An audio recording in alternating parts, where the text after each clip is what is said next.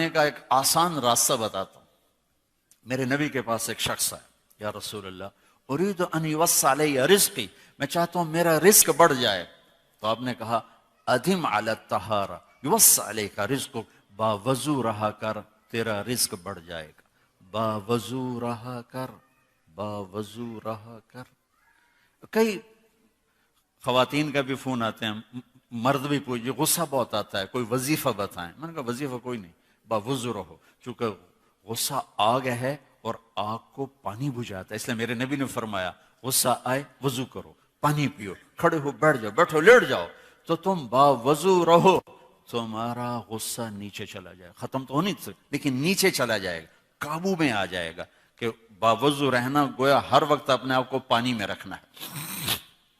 تو میرے بھائی بہنوں, میرے نبی کے خوبصورت اخلاق وہ ہیں جو اس وقت امت میں سب سے زیادہ ضرورت ہے, جس کی سب سے زیادہ ضرورت ہے. چونکہ اجتماعی زندگی جو بنتی ہے وہ اچھے اخلاق سے بنتی ہے. کسی کا بھی گھر ہے, ماحول ہے, مسجد ہے, امت ہے, علاقہ ہے, جب تک نبی والے اخلاق نہیں ہوں گے ہم امت نہیں بن سکتے. نماز ہماری فاؤنڈیشن بناتی ہے, روزہ حج زکوٰۃ ہماری بنیاد بناتے ہیں, لیکن جو چیز گھر بنائے گی وہ اخلاق ہوں گے. اور جہاں رشتہ طاقتور ہوگا وہیں اخلاق کی زیادہ ضرورت ہوگی. اور سارے اخلاق تو بہت زیادہ ہیں. دو باتیں کہہ دیتا ہوں, دو بات, صرف دو باتوں میں ساری چیزیں. ایک دو حدیثیں سناتا ہوں. میرے نبی نے کہا یا معاذ الا انبئک بملاک ھذا کلہ, ایک لمبی نصیحت فرمائی. کہا معاذ اب تمہیں ساری نصیحت, یعنی تمہیں سارے دین کا خلاصہ بتاؤں, تمہیں سارے دین کا خلاصہ بتاؤں. کہا جی ما ہوا, وہ کیا ہے؟ تو مجھے دیکھو, سارے میری طرف دیکھو. معاذ تمہیں سارے دین کا خلاصہ بتاؤں. کہا جی کیا ہے؟ تو آپ نے یوں کیا,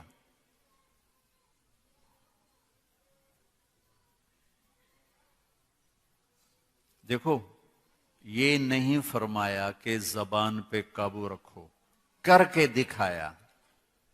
پھر کہا کف ھذا, اس زبان پہ قابو رکھ. کس کو کہہ رہا ہے؟ معاذ بن جبل, جن کے بارے میں میرے نبی نے کہا قیامت کے دن میری امت کے علماء کا جھنڈا معاذ بن جبل کے ہاتھ میں ہو. اتنے بڑے آدمی ہیں. اور 4 سال پہلے میں اردن گیا تو ان کی قبر پہ حاضری دی, اور دعائے اپنا فاتحہ کے لیے میں مزار میں داخل, سارے مزار میں خوشبو تھی. میں سمجھا جو قبر پہ چادریں ہیں وہاں سے خوشبو آ رہی. دعا کر کے میں چلا گیا, نماز تھی, بیان تھا. بیان سے فارغ ہو کر پھر دوبارہ میں گیا تو پھر میں کھڑا یہی سوچ رہا تھا, خوشبو. تو ایک صاحب وہاں کھڑے تھے, وہ مجھے شاید انہوں نے میرے چہرے کو پڑھ لیا. کہا آپ خوشبو محسوس کر رہے ہیں؟ میں کہا جی کر رہا ہوں. کہا آپ کا کیا خیال ہے, ان چادروں میں ہے؟ 6-7 چادریں تھی. میں کہا جی. کہا آپ سونگو. میں نے ایک ایک چادر کو سونگا, کوئی خوشبو. اس نے مجھے بتایا کہ یہ اس قبر سے خوشبو آ رہی. اور 18 ہجری میں وہ بندہ زمین کے نیچے دفن ہوا, اور میں 1434 میں گیا. 1400 سال سے بھی اوپر زمانہ گزر چکا, اس کی قبر مہک رہی ہے, مہک رہی ہے, مہک رہی ہے. اس کو یوں کر کے سمجھایا, بھائیو میرے رب کی قسم, بڑے بڑے ٹرالوں کو بریک لگانا آسان ہے, جٹ جہازوں کو بریک لگانا آسان ہے, یہ کھل جائے تو اسے روکنا بڑا مشکل ہے. اس لیے میرے نے کہا کف ھذا, زبان روکو, زبان روکو. اس سے گالی, اس سے جھوٹ, اس سے غیبت, اس سے چغلی, اس سے بہتان بازی, اس سے طنز طانے کا یہ نکال دو. سب سے پہلا جو اس وقت کرنے کا کام ہے وہ آپس کی محبتوں کو بڑھانے کا ہے, اور محبتوں کو بڑھانے کے لیے سب سے پہلا کام ہے زبان, زبان, زبان. میرے نبی نے فرمایا صدقہ کرو. کہا جی ہمارے پاس تو ہے نہیں کچھ. کہ تیرا میٹھا بول بھی صدقہ ہے. تیرا کچھ نہیں، صرف تیری روٹی پوری ہوتی ہے، کوئی $1 بھی نہیں بچتا ہے، تو آپ نے کہا لوگوں سے میٹھا بول بولا کر، یہ تیرے لیے صدقہ ہے. میرے نبی سے پوچھا گیا مل اسلام، یا رسول اللہ اسلام کیا ہے؟ تو میرے نبی نے فرمایا طیب الکلام و اطعام الطعام. میرے نبی نے فرمایا زبان کا میٹھا بول اور لوگوں کو کھانا کھلانا، یہ اسلام ہے. کچھ نہیں ہے میرے پاس، زبان کا بول میٹھا، کچھ نہیں کھلانے کو، پانی پلا دو. وہ مہمان کو پوچھتے ہیں چائے تو نہیں پیو گے؟ ہن کہیں پیونی، شربت تو نہیں پیئیں گے؟ سبحان اللہ، کیا میزبانی، چائے تو نہیں پیئیں گے. ہمارے استاد صاحب تھے رحمت اللہ علیہ، مولانا سعید خان صاحب. تو میں بیٹھا تھا تو کچھ مہمان آئے تو خادم نے کہا جی ٹھنڈا پیئیں گے کہ گرم؟ تو وہ ناراض ہو گئے. فرمایا مہمان کے سامنے ٹھنڈا بھی رکھو گرم بھی رکھو، اس کی مرضی ہوگی ٹھنڈا پیے گا، اس کی مرضی ہوگی گرم پیے گا.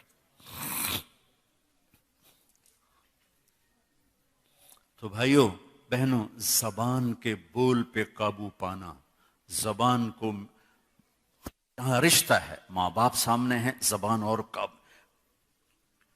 تو ایک اور اہم بات بتا رہا، سب سے پہلا رشتہ، سب سے اہم رشتہ، سب سے بنیادی رشتہ وہ خامند اور بیوی ہے. وہ خامند اور بیوی ہے، وہ خامند اور بیوی ہے.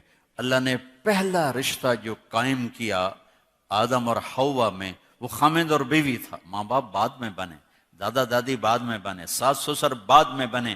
پہلا رشتہ خامند اور بیوی ہے، اور آخری رشتہ بھی خامند اور بیوی ہے، کہ جنت میں ہر مرد اپنی بیوی کے ساتھ اور ہر عورت اپنے خامند کے ساتھ زندگی گزار رہی ہے. سارے رشتے بیچ میں سے نکل جاتے ہیں. اور یہاں تو اگر اللہ زندگی دے دے تو ماں پیو کل نہیں ہوندے، دو میں بیٹھے ہوندے بیچارے. اور ہمارے پاکستان کا بھی اب یہی حال ہو رہا ہے. اور یہ کم بچے خوشحال کرانا نہیں، کم بچے خوشحال کرانا.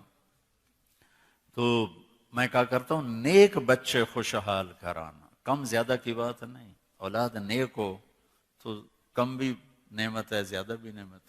ہماری ایک شاخ ہے جس میں عورتوں کی اولاد یا تو ہوتی نہیں یا بہت کم ہوتی، بانج.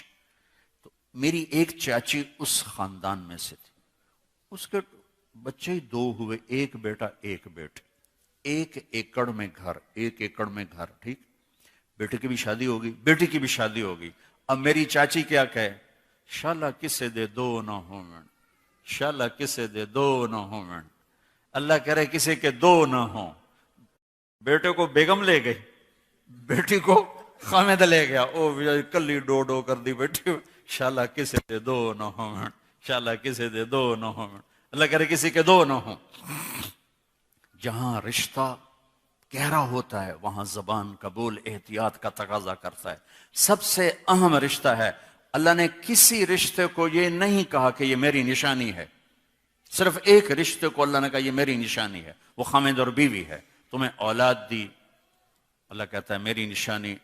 تمہیں ماں باپ دیے، اللہ کہتا ہے میری نشانی. ایسے نہیں، صرف ایک رشتہ. من آیاتہ، من آیاتہ، میری بہت بڑی نشانی ہے. ان خلق لکم من انفسکم ازواجا لتسکنوا الیہا، میری بہت بڑی نشانی ہے کہ میں نے تمہیں خامند اور بیوی کے رشتے میں جوڑا. یہاں زبان کا بول بہت احتیاط کو چاہتا، بہت احتیاط. چونکہ گھر جب بنتا ہے تو معاشرہ بنتا ہے، اور گھروں کو جس چیز نے توڑا یہ زبان ہے، قوم کو جس چیز نے توڑا یہ زبان ہے، معاشرے کو جس چیز نے توڑا وہ یہ زبان ہے، بھائی کو بھائی سے توڑ دیا وہ یہ زبان ہے، دوست کو دوست کا دشمن بنایا وہ یہ زبان ہے، رشتے سفید ہو گئے وہ یہ زبان ہے، آپس میں قتل و غارت تک پہنچے یہ زبان ہے. زبان جس کی قابو میں آ گئی. اس لیے میرے نبی نے کہا میرے پورے دین کا خلاصہ ہے زبان قابو میں رکھ.